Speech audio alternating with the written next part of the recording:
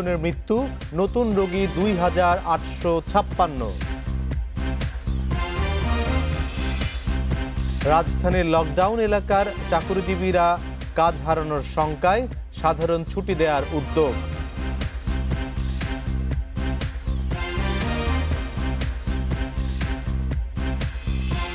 মোহাম্মদ নাসিমের জানাজা কাল, দাফন হবে বনানীতে।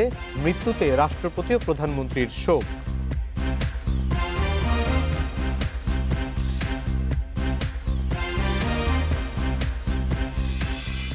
স্বাগত বিরতিহীন সংবাদ রাত ৯টায় বাংলাদেশে।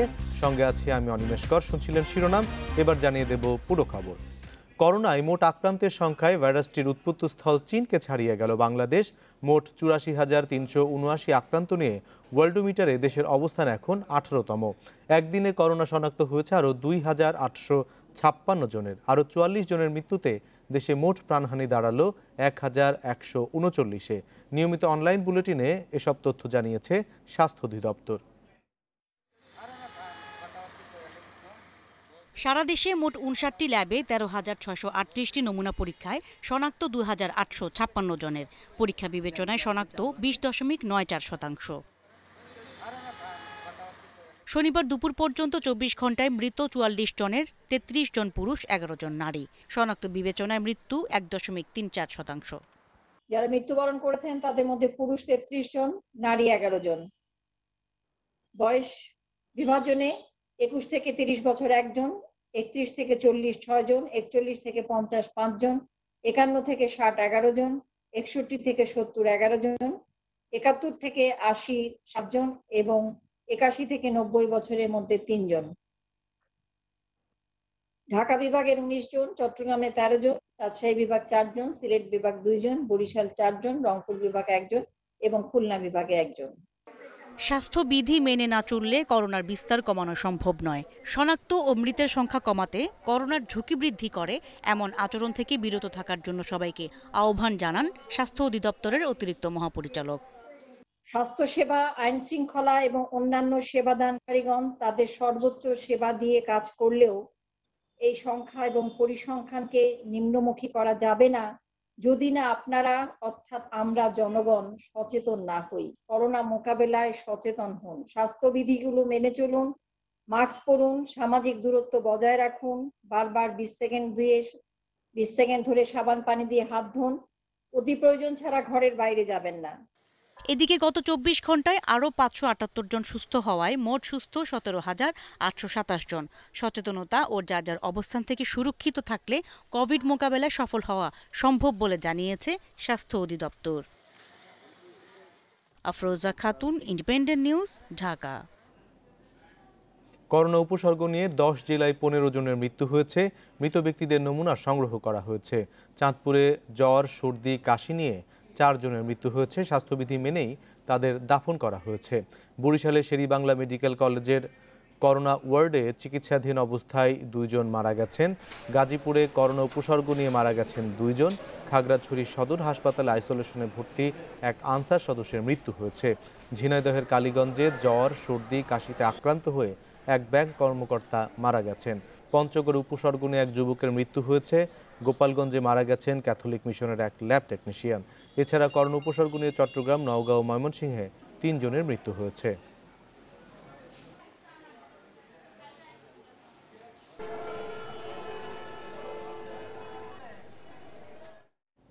করোনা সতর্কতায় রাজধানীর লকডাউন এলাকায় বসবাসকারী বেসরকারি চাকরিজীবীদের সাধারণ ছুটির চিন্তাভাবনা চলছে, একথা জানিয়েছেন ঢাকা উত্তর সিটি কর্পোরেশনের মেয়র আতিকুল ইসলাম।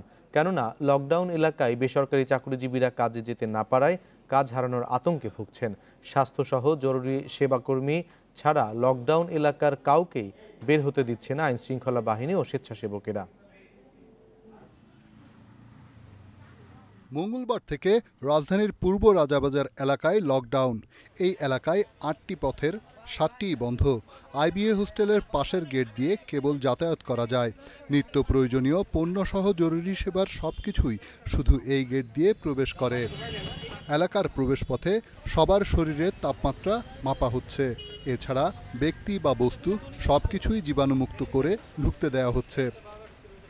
অফিস থেকে পারমিশন আমরা বলছে এখানে দেখায় বেরোয়, আমি সকালে এখানে দেখায় এন্ট্রি করে বেরিয়েছি, এখন আসছে ওনারা আমাকে এখন ঢুকতে দিচ্ছে না। বসকে বলছি যে শনিবার থেকে আসবো, আর ফার্মাসিউটিক্যালস আমি ভাবছি যে যাওয়া যাবে আসা যাবে, সমস্যা হবে না। ভিতরে আমার অফিস, সেই জন্য আমি যেতে যাচ্ছিলাম।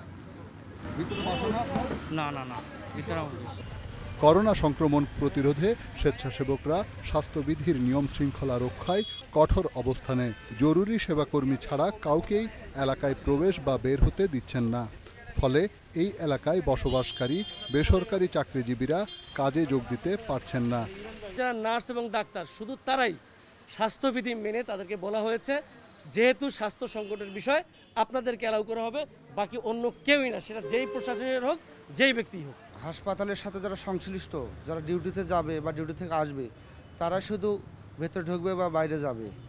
এছাড়া সংবাদকর্মী আছে, ডিউটিরত ভেতরে যারা পুলিশ সদস্য যারা বাসা নিয়ে থাকে তারা বের হতে পারবে। এছাড়া কোনো লোককে অ্যালাউ করা যাচ্ছে না। রেড জোন এলাকার লকডাউন সফল করতে হলে তা অবশ্যই জনবান্ধব হতে হবে। তাই সরকারি বেসরকারি সব চাকরিজীবীদের জন্য সাধারণ ছুটির পরিকল্পনার কথা জানান মেয়র আতিকুল ইসলাম। মন্ত্রিসভার যে মিটিং হয়েছে ওখানে আলাপ হয়েছে। আমি আজকে এস্টাবলিশমেন্ট সেক্রেটারিকে মিনিস্টারকে বলেছি যে ইমিডিয়েটলি এই যেসব এলাকাতে আমরা রেড জোন ঘোষণা করা হবে, কারণ কেউ ঢুকতেও পারবে না, বেরোতে পারবে না। সুতরাং সরকারি অফিসাররা যেরকম সাধারণ ছুটির মধ্যে থাকবে, সেরকম ওই এলাকার সাধারণ ছুটি ঘোষণা করার জন্য। স্বাস্থ্যবিধি মেনে চললে 2-3 সপ্তাহের মধ্যে করোনা প্রতিরোধে উল্লেখযোগ্য সাফল্য আসবে বলে আশা করছেন মেয়র আতিকুল ইসলাম। রিশাদ হুদা, ইন্ডিপেন্ডেন্ট নিউজ, ঢাকা। গাজীপুরের কালীগঞ্জ পৌরসভার 3টি ওয়ার্ডে চলছে লকডাউন। এসব এলাকায় করোনা ভাইরাসের সংক্রমণ রোধে স্বাস্থ্যবিধি ও সামাজিক দূরত্ব নিশ্চিত করতে এ সিদ্ধান্ত নিয়েছে প্রশাসন।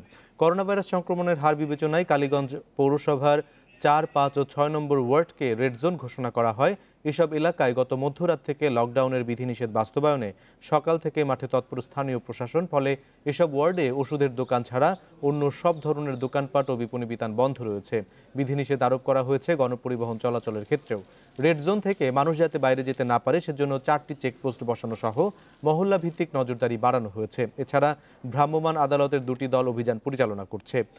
এ পর্যন্ত গাজীপুরে করোনায় মৃত্যু হয়েছে 22 জনের, আর মোট আক্রান্ত 2143 জন।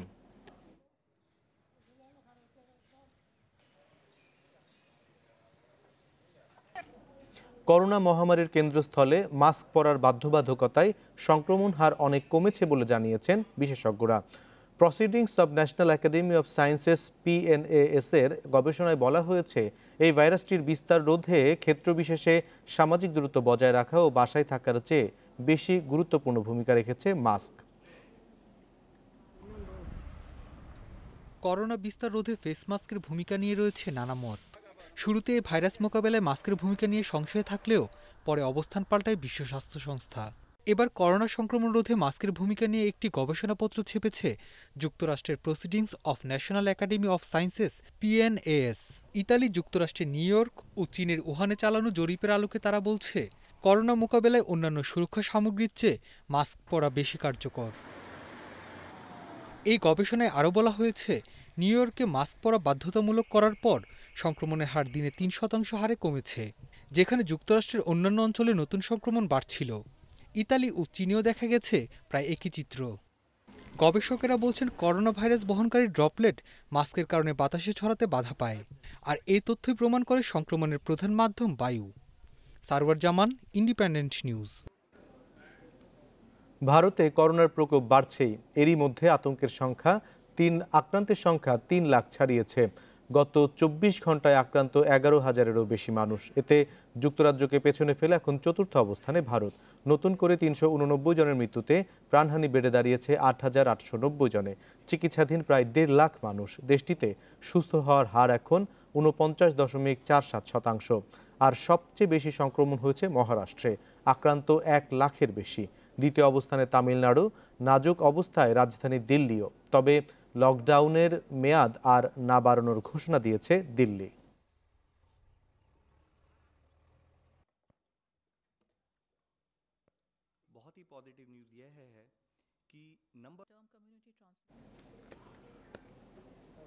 বেইজিংয়ে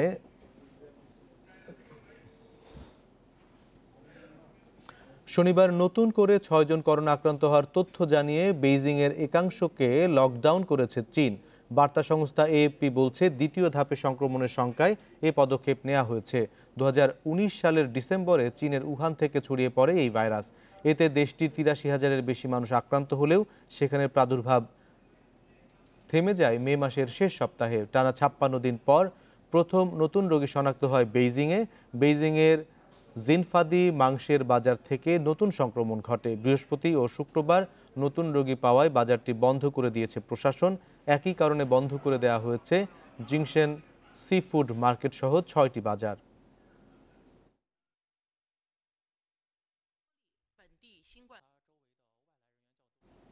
মস্তিষ্কে অস্ত্রোপচারের 8 দিনের মাথায় মারা গেলেন বর্ষিয়ান রাজনীতিবিদ ও আওয়ামী লীগের সভাপতিমণ্ডলীর সদস্য মোহাম্মদ নাসিম। রাজধানীর বাংলাদেশ স্পেশালাইজড হাসপাতালে চিকিৎসাধীন অবস্থায় বেলা 11টায় মারা যান সাবেক মন্ত্রী ও 14 দলের সমন্বয়ক। মোহাম্মদ নাসিমের মৃত্যুতে শোক জানিয়েছেন রাষ্ট্রপতি মোহাম্মদ আব্দুল হামিদ ও প্রধানমন্ত্রী শেখ হাসিনা। আগামীকাল বনানী কবরস্থানে মায়ের কবরে সমাহিত হবেন তিনি। 1 জুন করোনার উপসর্গ ও গুরুতর নিউমোনিয়া নিয়ে হাসপাতালে ভর্তি হন আওয়ামী লীগ নেতা মোহাম্মদ নাসিম। 5 জুন ভোরে মস্তিষ্কে রক্তক্ষরণের পর ওই দিনই জরুরি অস্ত্রোপচার। শারীরিক অবস্থার অবনতি হলে যান কোমায়। এরপর থেকেই লাইফ সাপোর্টে ছিলেন 14 দলের এই সমন্বয়ক। অবস্থার অবনতি হলে নাসিমকে সিঙ্গাপুরে নেওয়ার সিদ্ধান্ত হলেও শারীরিক অবস্থার কারণে তা আর সম্ভব হয়নি। অবশেষে মস্তিষ্কে রক্তক্ষরণের 8 দিন পর শনিবার সকাল 11টায় মারা যান তিনি।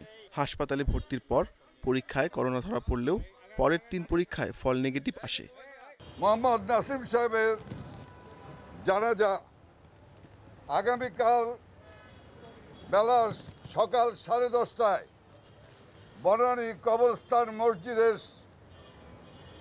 অনুষ্ঠিত হবে এবং বনানী কবরস্থানে দাফন করা হবে।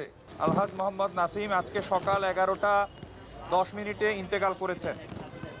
তিনি গত প্রায় 10 দিন ধরে মৃত্যুর সাথে পাঞ্জা লড়ে দেশের লক্ষ কোটি মানুষের দোয়ায় সংগ্রাম করছিলেন। আজকে তিনি আমাদের সকলকে ছেড়ে চলে গেছেন। করোনা মহামারীর সংক্রমণ মাথায় রেখে দলীয় নেতাকর্মীদের জানাজা ও দাফনে অংশ নেওয়া থেকে বিরত থাকার অনুরোধ জানিয়েছে আওয়ামী লীগের শীর্ষ নেতারা। আগামীকাল 10:30টায় এই জানাজা হাজার হাজার মানুষের উপস্থিতি আমাদের কাছে কাম্য নয়। যে যেখানে আছেন সেখানে দোয়া করবেন, আল্লাহ তাআলা রাব্বুল আলামিন যেন তাকে ব্যস্ত নসিব করেন। স্বাস্থ্যবিধির কথা চিন্তা করে নাসিমের মরদেহ সিরাজগঞ্জে তার নির্বাচনী এলাকায় নেওয়ার পরিকল্পনা বাতিল করা হয়েছে বলে জানিয়েছেন পরিবার ও আওয়ামী লীগের শীর্ষ নেতারা। Ashik Hossain, independent news, Dhaka. মোহাম্মদ নাসিমের মৃত্যুতে রাজনৈতিক অঙ্গনে নেমেছে শোকের ছায়া। তার চলে যাওয়া সংসদীয় গণতন্ত্রের জন্য অপূরণীয় ক্ষতি বলছেন সহযোদ্ধা শুভাকাঙ্ক্ষীরা। জানাচ্ছেন তার শোক সন্তপ্ত পরিবারের প্রতি সমবেদনা। দেশের সব আন্দোলন সংগ্রামে বিশেষ অবদান রয়েছে মোহাম্মদ নাসিমের। তার মৃত্যুতে জনমানুষের নিবেদিত এক রাজনৈতিক ব্যক্তিত্বকে হারালো জাতি।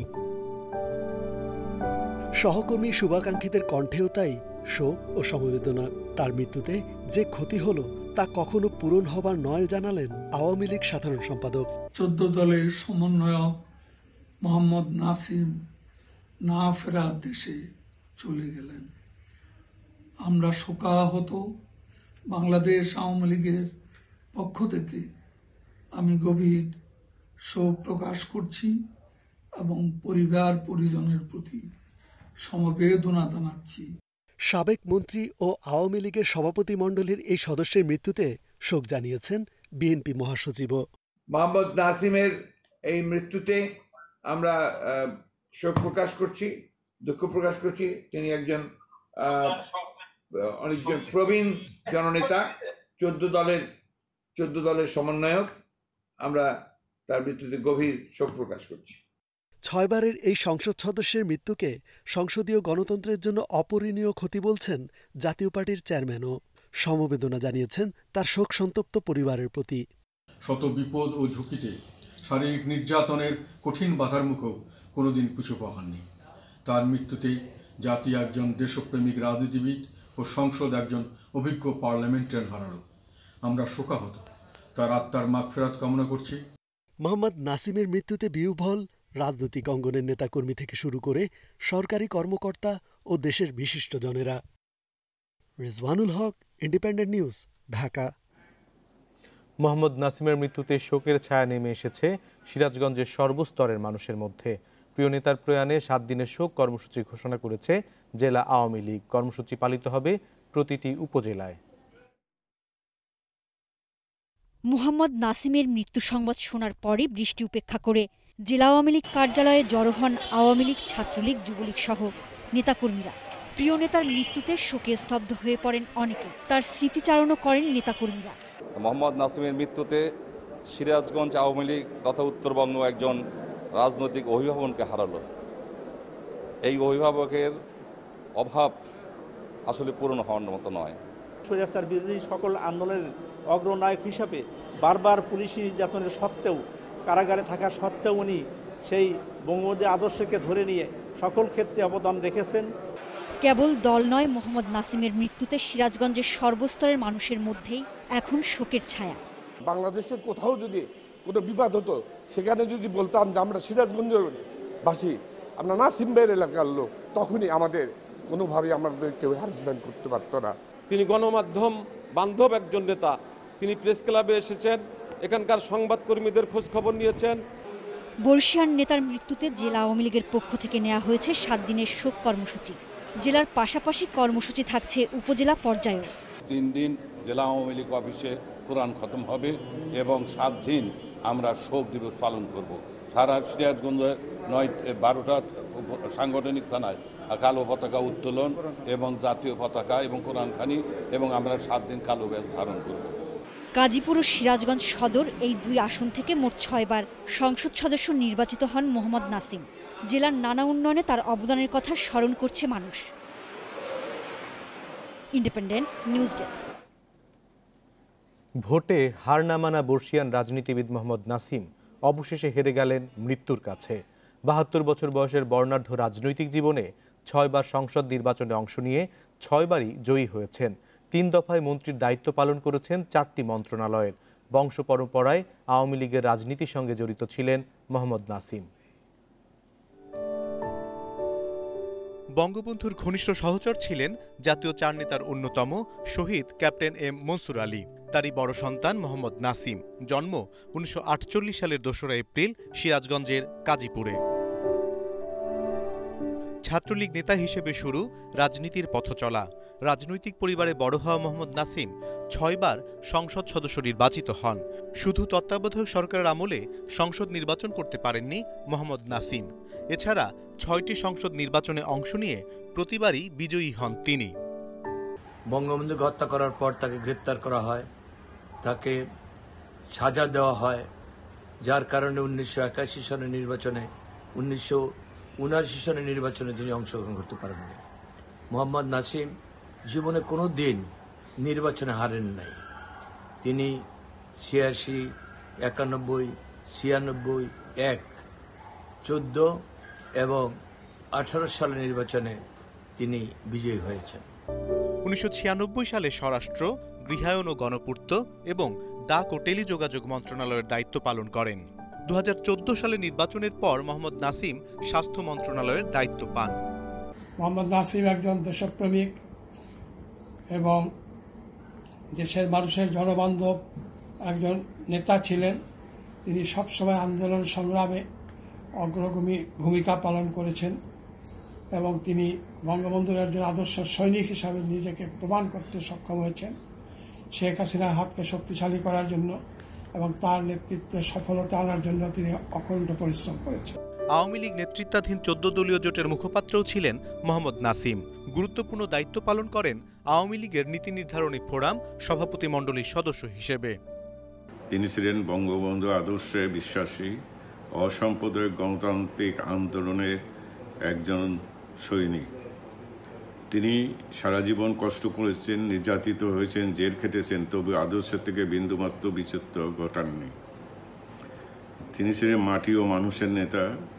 জনগণের সাথে ছিল তার আত্মার সম্পর্ক। তার সমস্ত কর্মকাণ্ড ছিল জনকল্যাণকর। স্বৈরাচার বিরোধী আন্দোলন, তত্ত্বাবধায়ক সরকার প্রতিষ্ঠার আন্দোলন সহ দেশের প্রয়োজনে সবসময় রাজপথে সক্রিয় ছিলেন পোড় খাওয়া এ রাজনীতিক। গণতন্ত্রের আন্দোলনে রাজপথে নির্যাতনের পাশাপাশি বারবার কারাবরণও করতে হয়েছে মোহাম্মদ নাসিমকে। অনিমেষ কর, ইন্ডিপেন্ডেন্ট নিউজ, ঢাকা। সরকারি নির্দেশ উপেক্ষা করে গ্রাহকদের ঋণের কিস্তির জন্য চাপ দেওয়ার অভিযোগ উঠেছে পাবনার বিভিন্ন এনজিওর বিরুদ্ধে। যদিও অভিযোগ অস্বীকার করছেন এনজিওর কর্মকর্তারা, তবে জেলা প্রশাসক বলছেন অভিযোগ পেলে নেওয়া হবে ব্যবস্থা। এনজিও থেকে ঋণ নিয়ে ছেলেকে অটোরিকশা কিনে দিয়েছেন পাবনার চাটমোহর উপজেলার বাসিন্দা মলিনা বেগম। অটোরিকশার আয়ে চলে তাদের পরিবার, তবে করোনার কারণে কমে গেছে আয়। এ পরিস্থিতিতে ঋণের কিস্তি আদায় শিথিল করতে সরকারের নির্দেশ কিছুটা স্বস্তি তৈরি করে তাদের মধ্যে। তবে 30 জুন পর্যন্ত কিস্তি আদায় শিথিল রাখার নির্দেশনা থাকলেও তা মানছে না অনেক এনজিও। 1 জুন থেকে আবারও কিস্তি তোলার তোড়জোড় শুরু করেছে অনেক প্রতিষ্ঠান। অভিযোগ উঠেছে গ্রাহকদের ওপর চাপ তৈরির। শনিবার থেকে কিস্তি দেওয়া লাগবে, না দিলে গাড়ি ঠেকা দেব, দিয়ে কিস্তি তুলে নেব, এতে এভাবে চাপ দিয়ে যাচ্ছে। আমার এখন খাওয়াই চলে না, তাহলে কিস্তি দেব কি করে? করোনার দুর্দিনে ঋণের কিস্তি আদায়ের চাপ প্রয়োগের অভিযোগ আসছে পাবনার 9 উপজেলা থেকেই। যেখানে খেয়ে পরে বেঁচে থাকতেই হিমশিম খেতে হচ্ছে, সেখানে কিস্তির চাপ আরও বিপাকে ফেলেছে নিম্ন আয়ের মানুষকে। কিস্তি যদি না দেওয়া হয় তাহলে জোর করে কিস্তি নেবে, এখানে ওখানে আটকায় দেয়, কিস্তি নিয়ে সদস্যদের হুমকি ধুমকি দিচ্ছে। যতই খারাপ করেন, আমার টাকা না থাকলে কি আমি চুরি করবো নাকি? হইলে গান কুড়ি কুড়ি সবাই ভাত দিয়ে হয় না, আপনি কিস্তি কিভাবে দেবো? সরকার যেন এই সকল এনজিওর সঙ্গে কথা বলে তা এই অসহায় মানুষের পাশে এসে দাঁড়ায়। তবে চাপ দিয়ে কিস্তি আদায়ের বিষয়টি অস্বীকার করছেন এনজিও কর্মকর্তারা। মোবাইলে যোগাযোগ করছি গ্রাহকের সাথে, যারা বিশেষ করে বিত্তবান চাকরিজীবী, তাদের সাথে যোগাযোগ করে তারা যদি স্বেচ্ছায় দিতে চায় তাদের কিস্তিগুলো আমরা আনছি। যারা দিতে পারছে উইলিংভাবে তাদের থেকে আমরা টাকাটা নিচ্ছি, কাউকে আমরা জোর করছি না যে আপনাকে এই মুহূর্তে টাকা দিতেই হবে। কোনো এনজিও চাপ দিয়ে ঋণের কিস্তি আদায় করলে ব্যবস্থা নেওয়ার হুঁশিয়ারি দিয়েছেন জেলা প্রশাসক। তাদের প্রত্যেককে আমরা পার্সোনালি মেসেজ দিয়েছি যে আপনি কোনো রকমভাবে জোরপূর্বক কিস্তি আদায় করতে পারবেন না। যদি কোনো এনজিও এরকম কাজ করে থাকে এবং সেটি আমাদের নজরে আসলে তাদের বিরুদ্ধে আমরা ব্যবস্থা নেব। মাইক্রো ক্রেডিট রেগুলেটরি অথরিটি নির্দেশনা অনুযায়ী করোনা পরিস্থিতিতে 30 জুন পর্যন্ত জোর করে ঋণের কিস্তি আদায় করা যাবে না। কেউ স্বেচ্ছায় দিতে চাইলেই কেবল সেই কিস্তি নিতে পারবে ঋণদাতা প্রতিষ্ঠান। মাহমুদুন নবী, ইন্ডিপেন্ডেন্ট নিউজ ডেস্ক।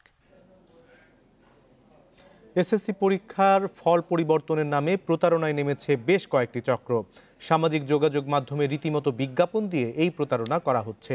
সেই সাথে এইচএসসি পরীক্ষার ভুয়া রুটিন বানিয়ে ছড়াচ্ছে এসব চক্র। শিক্ষা বোর্ড বলছে চিহ্নিত করে এদের বিরুদ্ধে ব্যবস্থা নেওয়া হবে। গত 31 মে প্রকাশ হয় এসএসসি ও সমমানের পরীক্ষার ফল। এতে পাশ করেছে 16,90,523 জন।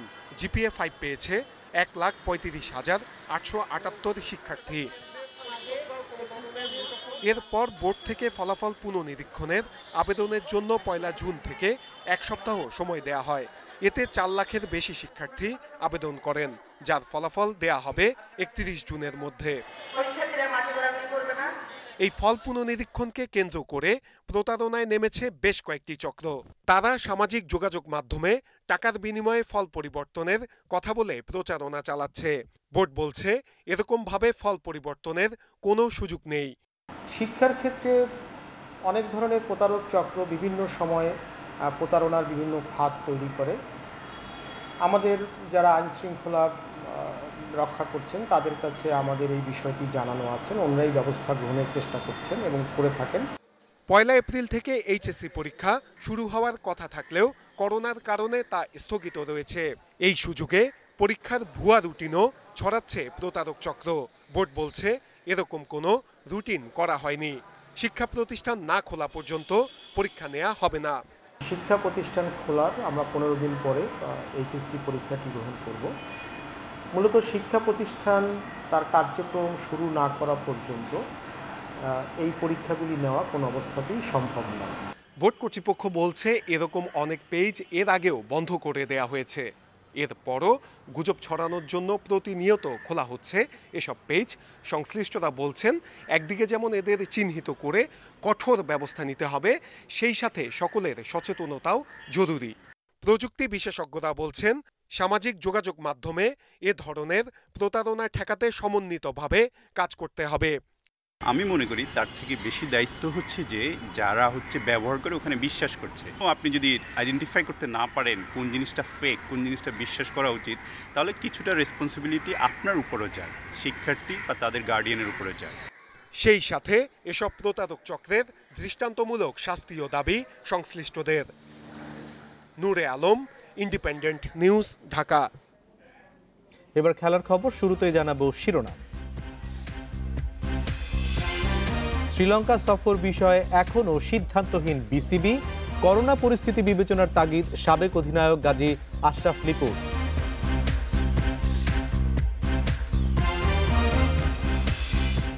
বকেয়া 10 কোটি টাকা পেতে পরিকল্পনা তৈরিতে ব্যস্ত বাফুফে। মন্ত্রণালয়ের শর্ত, টুর্নামেন্ট আয়োজনে ব্যয় করা যাবে না অর্থ।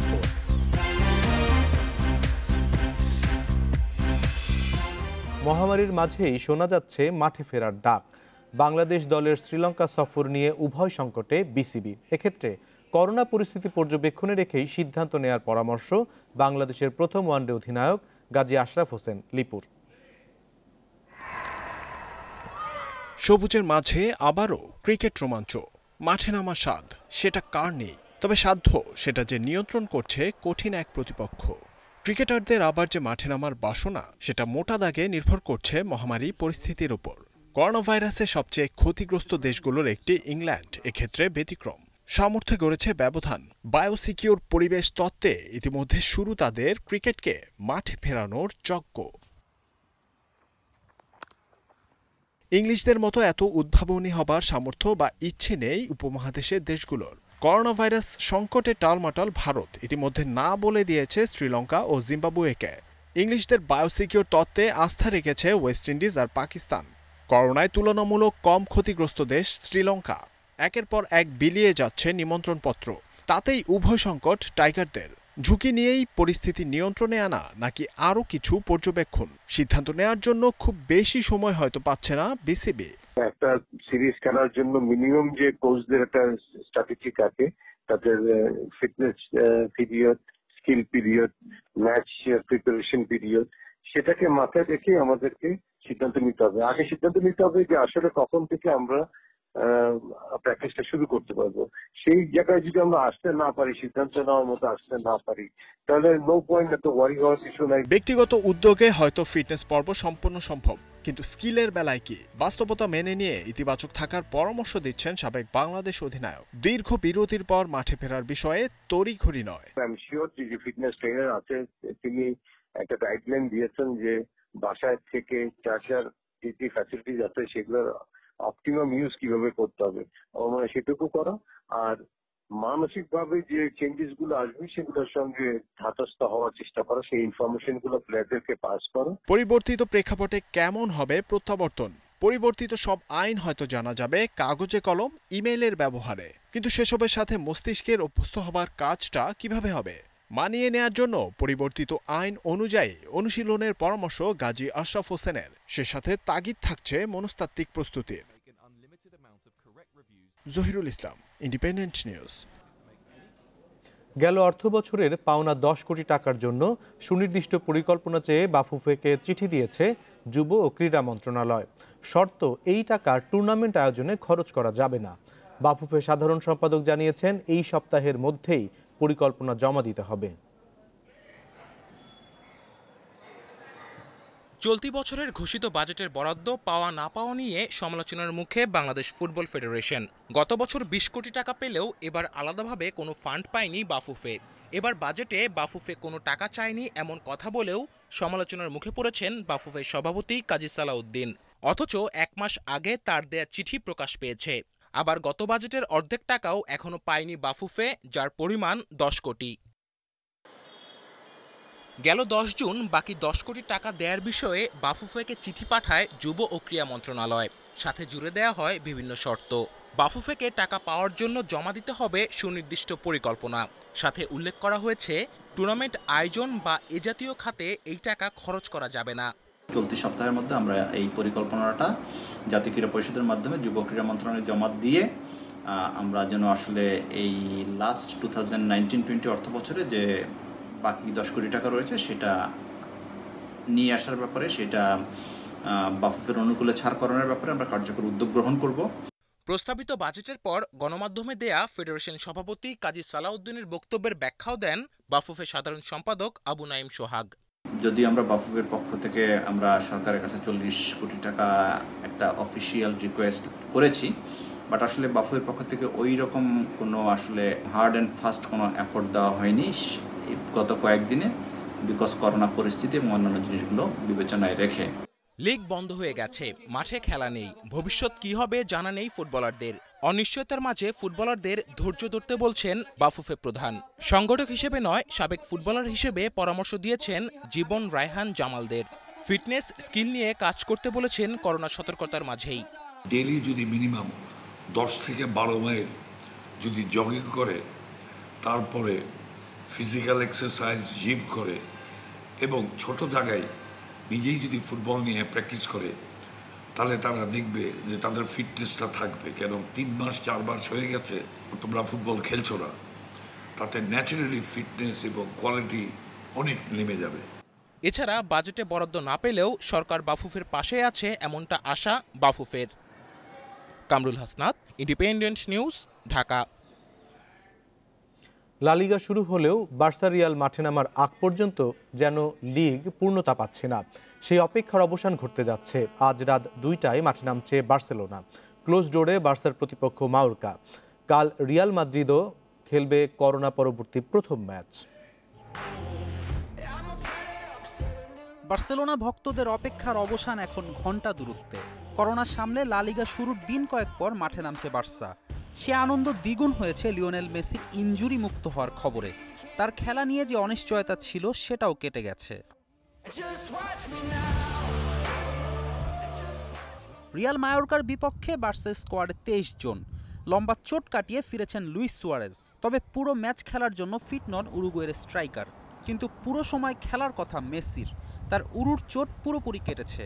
বার্সা স্কোয়াডে বিতর্কিত অন্তর্ভুক্তি রাইট ব্যাক নেলসন সেমেদো। লা লিগার নিয়ম ভেঙে করোনার সময় গণজমায়েতে অংশ নিয়েছিলেন সেমেদো। বার্সা দলে ইনজুরির কারণে নেই কেবল উসমান ডেম্বেলে, আর সাসপেনশনের কারণে নেই ডিফেন্ডার ক্লেমেন্ট ল্যাংলেট। 27 ম্যাচে 18 জয় 58 পয়েন্ট নিয়ে টেবিলের শীর্ষে আছে বার্সেলোনা।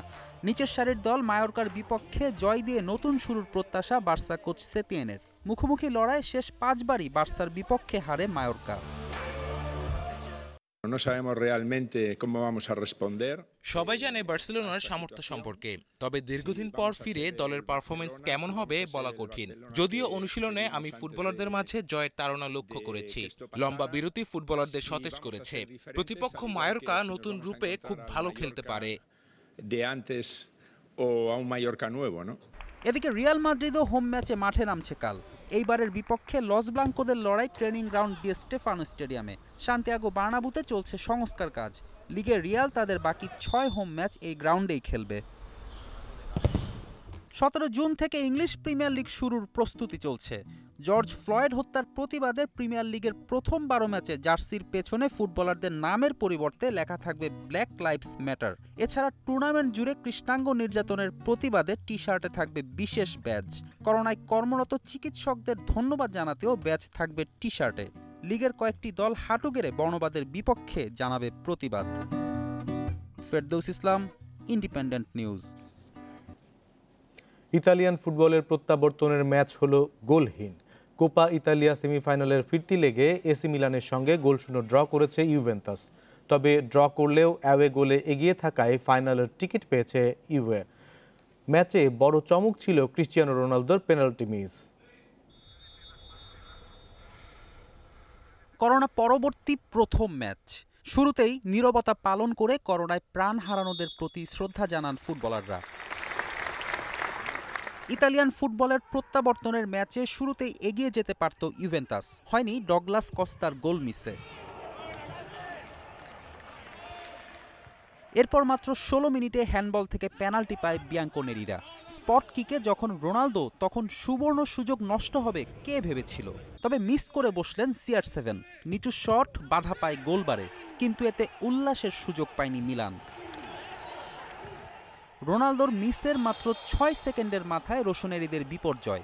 ইউভে ডিফেন্ডার দানিলোকে গুরুতর ফাউল করে লাল কার্ড দেখেন মিলানের স্ট্রাইকার আন্তে রেভিচ। একে তো চোটের কারণে নেই ইব্রাহিমোভিচ, এরপর ক্রোয়াট স্ট্রাইকারকে হারিয়ে 10 জনের দলে পরিণত হওয়া মিলানের জন্য কঠিন হয়ে ওঠে ইউভেন্টাসের বিপক্ষে লড়াই। করোনার পর প্রথম ম্যাচ, দীর্ঘ বিরতির পর খেলায় ফেরার রেশ ছিল দু দলের ফুটবলারদের মাঝেই। দিবালা মাতুইদিরা ছিলেন না ছন্দে। ইউভেন্টাসের জার্সিতে এ নিয়ে মাত্র দ্বিতীয়বার গোল পাননি রোনালদো। প্রথম লেগে 1-1 গোলের ড্র রক্ষা করে ইউভেন্টাসকে। অ্যাওয়ে গোলে এগিয়ে থাকায় ফাইনাল নিশ্চিত হয় তুরিনের ওল্ড লেডির। সেই সাথে শিরোপা খরার সময় আরও দীর্ঘ হয় মিলানের। এদিকে কোপা ইতালিয়ার দ্বিতীয় সেমিফাইনালে রাত 1টায় নাপোলি ইন্টার মিলান লড়াই। প্রথম লেগে অ্যাওয়ে ম্যাচে 1-0 গোলে জিতেছিল নাপোলি। ঘরের মাঠে তাই এগিয়ে থেকে নামবে গাত্তুসোর দল। পূর্ণ শক্তির দল নিয়ে লড়বে ইন্টার। তবে নাপোলি স্কোয়াডে আছে একাধিক ইনজুরি সমস্যা। করোনায় স্থগিত হবার পর দু দলই প্রথম মাঠে নামছে। খেলা হবে ক্লোজ ডোরে। ফেরদৌস ইসলাম, ইন্ডিপেন্ডেন্ট নিউজ। মৌসুমী বায়ুর প্রভাবে সারা দেশেই মাঝারি থেকে অতি ভারী বৃষ্টি হচ্ছে। আবহাওয়া অফিস বলছে এই বৃষ্টি অব্যাহত থাকতে পারে 3 থেকে 4 দিন। পাওয়া গেছে বন্যার পূর্বাভাসও। সতর্কীকরণ কেন্দ্র বলছে এই বৃষ্টিতে নদী হাওরে পানি বেড়ে মাসের শেষের দিকে ব্রহ্মপুত্র যমুনার অববাহিকায় দেখা দিতে পারে প্লাবন। আগস্ট ও সেপ্টেম্বরে আছে আরেক দফা বন্যার আশঙ্কা। ভারী বৃষ্টির মধ্য দিয়ে শুরু হলো এবারের বর্ষা মৌসুম। দুদিন আগে টেকনাফ দিয়ে দেশে প্রবেশ করা মৌসুমী বায়ু সক্রিয় রাজধানী সহ সারা দেশে। এর প্রভাবেই হচ্ছে মাঝারি থেকে অতি ভারী বর্ষণ। গত 24 ঘন্টায় সবচেয়ে বেশি বৃষ্টি হয়েছে হাতিয়ায় 96 মিলিমিটার আর ঢাকায় 33 মিলিমিটার। আবহাওয়া অফিস বলছে এই বৃষ্টি অব্যাহত থাকবে আরও 3 থেকে 4 দিন। এর প্রভাবে সমুদ্র বন্দরগুলোকে 3 নম্বর স্থানীয় সতর্কতা সংকেত ও নদী বন্দরকে 1 নম্বর সতর্ক সংকেত দেখাতে বলা হয়েছে। বৃষ্টিপাতটা হচ্ছে সারা দেশে মূলত সক্রিয় মৌসুমী বায়ুর কারণে। তার কারণ গতকালকে মৌসুমী বায়ুটা বিস্তার লাভ করছে এবং মৌসুমী বায়ুটা সক্রিয় অবস্থায় বাংলাদেশে বিস্তার লাভ করছে। এদিকে বন্যা পূর্বাভাস ও সতর্কীকরণ কেন্দ্র বলছে দেশের পাশাপাশি ভারতের আসাম, ত্রিপুরা ও মেঘালয়েও ভারী বৃষ্টি শুরু হয়েছে। এতে দেশ ও উজানের ঢলে ব্রহ্মপুত্র যমুনার অববাহিকায় চলতি মাসের শেষের দিকে বন্যা দেখা দিতে পারে। আগস্টে আসতে পারে আরেকটি বন্যা। পূর্ব পাহাড়ি অঞ্চল এবং উত্তর পূর্বাঞ্চলে ভারী বৃষ্টিপাতের ফলে এবং উজান থেকে আসা পাহাড়ি ঢলের কারণে এই মাসের চতুর্থ সপ্তাহে বিভিন্ন অংশে স্বল্প থেকে মধ্যমেয়াদী বন্যা পরিস্থিতির সৃষ্টি হতে পারে।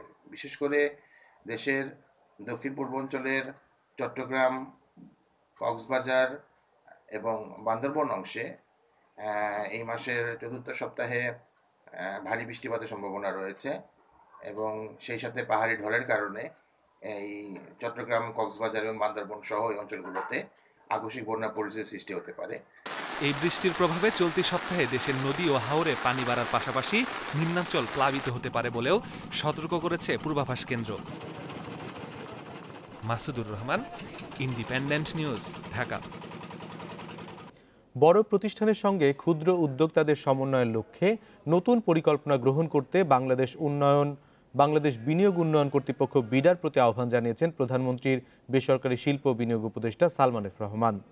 শনিবার বিডার উদ্যোক্তা সৃষ্টি ও দক্ষতা উন্নয়ন প্রকল্পের অনলাইন প্রশিক্ষণ কার্যক্রম উদ্বোধনীর ভার্চুয়াল অনুষ্ঠানে কথা বলেন তিনি। সেই সঙ্গে বিভিন্ন খাতে নেতৃস্থানীয় প্রতিষ্ঠানগুলো নিয়ে নতুন উদ্যোক্তাদের মূলধন সহায়তার জন্য প্ল্যাটফর্ম তৈরির পরামর্শ দেন সালমান এফ রহমান।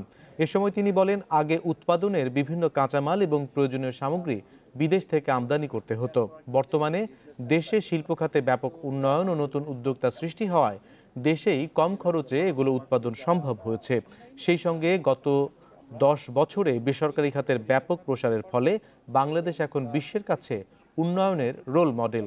বিডার বাস্তবায়নাধীন উদ্যোক্তা সৃষ্টি ও দক্ষতা উন্নয়নের পাইলট প্রকল্প সফল হওয়ায় দ্বিতীয় ধাপের পরিকল্পনা নেওয়ার তাগিদ দেন তিনি। সেই সঙ্গে দেশে নতুন উদ্যোক্তা সৃষ্টি করতে উন্নত দেশের প্রশিক্ষণ কার্যক্রম থেকে ধারণা নেওয়ার পরামর্শ দেন সালমান এফ রহমান। আমাদের সফল ব্যবসায়ীদের দিয়ে আমরাও কিন্তু যদি ওইরকম একটা উদ্যোক্তা আসতে পারে এন্ড হি ক্যান প্রেজেন্ট, যে আমাদেরকে সবাইকে একটা কমিটি করে দেন বা একটা প্ল্যাটফর্ম করেন যেখানে সে একটা প্রেজেন্টেশন দিবে কি সে কি করতে চায় এবং তার কি ক্যাপিটাল লাগবে। তো অলসো ওখানে এই যে আমরা কোম্পানিগুলি আছি, আমরা যারা আছে, এরা সবাই কিন্তু মিলে যদি কিছু একটা ফান্ড করে দেয়, আর সেই ফান্ড থেকে কিন্তু আমরা এই উদ্যোক্তাদেরকে আমরা initial capital as a venture capital. Corona মহামারীতে আশঙ্কাজনক হারে বেড়েছে সমুদ্র দূষণ। মাস্ক, গ্লাভস, হ্যান্ড স্যানিটাইজারের বোতলে ছেয়ে গেছে সাগর সৈকত। বিশেষজ্ঞরা বলছেন এখনই সচেতন না হলে করোনার এসব অপচনশীল সুরক্ষা সামগ্রী ডেকে আনতে পারে বড় বিপর্যয়। করোনায় স্থবির জনজীবন, নেই মানুষের চিরচেনা কোলাহল। এই সুযোগে যেন নিজেকে সাজিয়ে নিচ্ছিল প্রকৃতি। পরিবেশ বিজ্ঞানীরা বলছেন চলতি বছর বাতাসে উল্লেখযোগ্য হারে বেড়েছে অক্সিজেন, কমেছে কার্বন নিঃসরণ, মেরুর বরফ গলা। করোনার প্রাদুর্ভাব কমতে শুরু করায় সম্প্রতি কড়াকড়ি শিথিল করেছে বেশ কিছু দেশ। টানা কয়েক মাস পর জীবনযাত্রা স্বাভাবিক হতে শুরু করায় নতুন এক বিপর্যয় দেখা গেছে ভূমধ্যসাগরে। ফ্রান্সের বেসরকারি সংস্থা অপারেশন মার পোর্প্রে বলছে করোনা মোকাবেলায় ব্যবহৃত প্লাস্টিক বর্জ্য ফেলা হচ্ছে সাগরে, যা জীববৈচিত্র্যের জন্য বড় রকমের হুমকি। গবেষকেরা বলছেন এসব প্লাস্টিক সামগ্রী ধ্বংস হতে সময় লাগে প্রায় 450 বছর। এই ঘটনাকে টাইম বোমার সঙ্গে তুলনা করেছেন তারা। সমুদ্র দূষণ রোধে করোনার প্লাস্টিকের সুরক্ষা সামগ্রী তৈরি ও ব্যবহার বন্ধের তাগিদ দিচ্ছেন পরিবেশবিদেরাও। জাতিসংঘের হিসেবে বছরে 13 মিলিয়ন প্লাস্টিক বর্জ্য ফেলা হয় সাগরে। আর এভাবে চলতে থাকলে 2050 সাল নাগাদ সাগরে মাছের চেয়ে প্লাস্টিক বর্জ্য বেশি থাকবে। সারওয়ার জামান, ইন্ডিপেন্ডেন্ট নিউজ। ক্লোজিং। এই ছিল রাত 9টায় বাংলাদেশে ইন্ডিপেন্ডেন্ট টেলিভিশনের সব খবর আরও বিস্তারিত জানতে চোখ রাখুন ফেসবুক, ইউটিউব এবং টুইটারে।